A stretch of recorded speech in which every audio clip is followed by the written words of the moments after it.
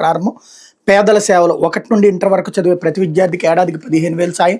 నేడే తల్లుల ఖాతాల్లో 8,745 కోట్లు జమ. ఒక ఇంట్లో ఎంతమందికి పిల్లలుంటే అంతమందికి వర్తింపు. రాష్ట్ర వ్యాప్తంగా 67 లక్షల మంది విద్యార్థులకి ఈ పథకం ద్వారా లబ్ధి. రాష్ట్ర వ్యాప్తంగా 204 అన్న క్యాంటీన్ల పునరుద్ధరణ. దీపం 2 పథకం ఏడాదికి 3 వంట గ్యాస్ సిలిండర్లు ఉచితం.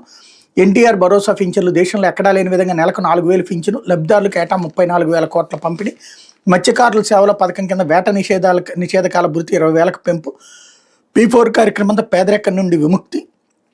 రైతులకు పోలవరం, హందినివా సహా అన్ని ప్రాజెక్టుల పనులపై ప్రత్యేక దృష్టి. 90% సబ్సిడీతో డ్రిప్ ఇరిగేషను.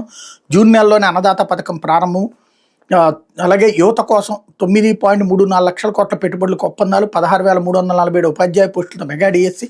మొత్తం 8,50,000 పారిశ్రామిక ఉద్యోగావకాశాలు. సామాజిక సంక్షేమం చూస్తే బీసీ సంక్షేమానికి 47,456 కోట్లు. ఏటా 1000 కోట్లతో ఆదరణ 3 పథకం.